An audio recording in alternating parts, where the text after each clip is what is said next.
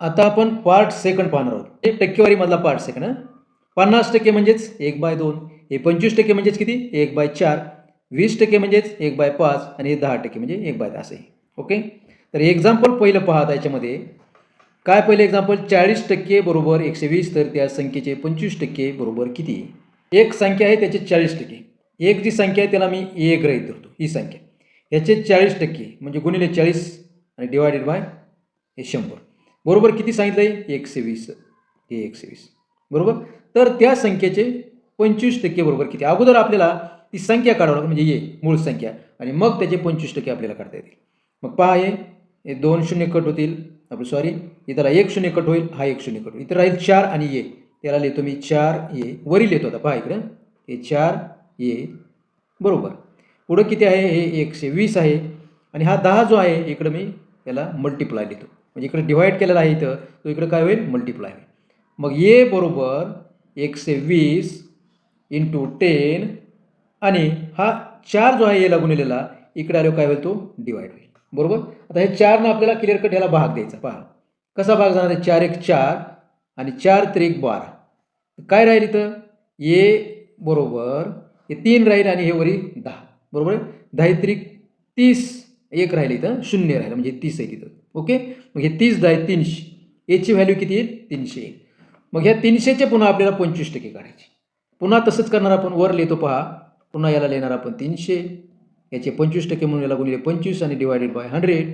हे 2 शून्य, हे 2 शून्य, आणि 25 गुणिले 3 बरोबर येईल हे 75. आलं का लक्षात? उत्तर 25चे आपलं सॉरी 300चे 25%, 25 3 75. आता दुसरा प्रॉब्लेम पहा. 12% ऑफ 200, थोडा इंग्लिशमध्ये लिहिलेलं आहे. 8% इज इक्वल टू किती? पुन्हा 5% इज इक्वल टू व्हॉट, आणि 5.5% इज इक्वल टू व्हॉट. आता हे असे 2-3 प्रकारचे प्रॉब्लेम दिले आहेत. एकदम सोपं आहे, काही नाही. पहिलं पहा, 12% ऑफ 200 म्हणजे 200चे 12%. पुन्हा सोपं, 200चे 12%, हे 200 आणि याचे 12 म्हटलं की, हे टक्के म्हटलं की 12 गुणिले आणि डिवायडेड बाय 100. पहा, 1 2 शून्य, हे 1 2 शून्य, आणि 12 दोन्ही 24. अलग लक्षात?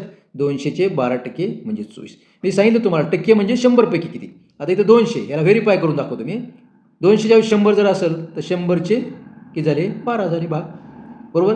मग 200 म्हणून 12 दोन्ही 24 हे होतं. आता दुसरा आहे 8%. आता ह्याचे 8% करायचे. कुणाचे? पुन्हा 200चे. हे 200, 8% म्हटलं की 8 आणि डिवायडेड बाय 100. हे 2 शून्य आणि हे 2 शून्य किती येईल? 8 दोन्ही 16. उत्तर आलं 16. पुन्हा 5% ऑफ 200, 200चे 5%, 200चे 5%, 5 डिवायडेड बाय 100. पुन्हा हे 2 शून्य, पुन्हा हे 2 शून्य, 5 दोन्ही 10 आले. बरोबर. आणि शेवटचा आहे 5.5% ऑफ 200, 5.5% काढायचे आपल्याला. कुणाचे? 200चे. बघा, हे 200 पुन्हा, आणि याचे 5.5% म्हटलं की 5.5 न गुणा आणि डिवाइड करा 100. 2 शून्य कट होतील आणि हे बी 2 शून्य कट होतील. तर काय राहील इथं? वर 2 आणि हे गुणिले 5.5. इथं वर लिहितो मी. पहा इकडे या, या चौकोनात लिहितो. काय येईल हे? 2 गुणिले 5.5. तर 5.5 म्हणजे 5.5, 5.5 दोन्ही किती झाले? बघा, 11 झाले. एका वस्तूवर 10% सूट. इथं दिलेले मार्क्ड प्राईस म्हणजे त्याच्यावर जी किंमत आहे ती आहे 1500 रुपये. एस पी बरोबर काय? एस पी म्हणजे सेलिंग प्राईस. ही त्याची कॉस्ट प्राईस आहे आणि सेलिंग प्राईस काढायची. तर ही जी प्राईस आहे 1500 रुपये, याच्यावर 10% सूट दिली, 10%. मग 1500च्या अगोदर 10% काढावं लागते आपल्याला. म्हणून काय करणार आपण इथं? 1500 गुणिले 10 आणि डिवायडेड बाय 100. शून्य कट, हा शून्य कट, पुन्हा हा शून्य आणि हा शून्य. तर किंमत किती आली याची? 150 रुपये. तर आता एस पी म्हणजे सेलिंग प्राईस. तर ती वस्तू कितीला विकावं लागेल? 10% सूट दिली म्हणजे ही जी घेतलेली किंमत आहे, समजा मार्केट प्राईस सुरुवातीची 1500, त्याच्यावर सूट दिलेली म्हणजे त्याच्यापेक्षा कमी किंमत येणार. तर हे 1500 आणि मायनस होईल 150. सूट दिलेली ना, म्हणून वजा होईल, 0 येईल. 10तून 5 खाली 5 राहतील. आज चला 1 2 झाले, 2 आणि 3 5. पुन्हा इथं हातचा नाही, हा 1. 1350 रुपयाला ती वस्तू विकावं लागणार, कारण सूट दिलेली. सूट दिल्यामुळे ती कमी किमतीत जाणार. ओके. पुढचा पाहता problem. Example number 5. 1/2% of x is equal to 500. म्हणजे अर्धा टक्का काढायचा आहे आपल्याला एका संख्येचा, ती x संख्या आहे. तर बरोबर येणारी संख्या 500 सांगितली. तर ती मूळ व्हॅल्यू म्हणजे x म्हणजे काय ते काढायचं आहे. बरोबर. तर आपण काय करणार, एक्सचे 1/2% म्हणून हे x ला गुणिले 1/2%. आता इथं लिहितो वर 1/2 म्हणजे किती येईल, बेग बेन बे पंचे इथं 0 येईल आणि 0.5 म्हणजे 0.5%. डायरेक्ट लिहितो मी 0.5 डिवायडेड बाय 100. लक्षात आलं असं ना. 1/2 म्हणजे अर्धा केला आपण, अर्धा पर्सेंट आहे. तर याला आपण हे 0.5 लिहिलं. इज इक्वल टू 500 येणार आहे, दिलेली व्हॅल्यू आहे ही इथे 500. तर बघा व्हॅल्यू काढायची आता 0.5x बरोबर आहे 500, हे 500. इथे ही डिवाइड आहे संख्या, इकडे गेल्यावर काय होईल, मल्टिप्लाय होईल. म्हणून इथं मल्टिप्लाय करतो मी 100. म्हणून x बरोबर इज इक्वल टू, आता याचा गुणाकार अगोदर करतो मी. 5 1 5 म्हणजे हा 5 आणि किती शून्य ते 2 आणि हे 2 4, 4 शून्य देऊन टाकतो 4. आणि हा 0.5 इथं मल्टिप्लाय जो आहे तो इकडे गेल्यावर काय होईल, डिवाइड होईल 0.5.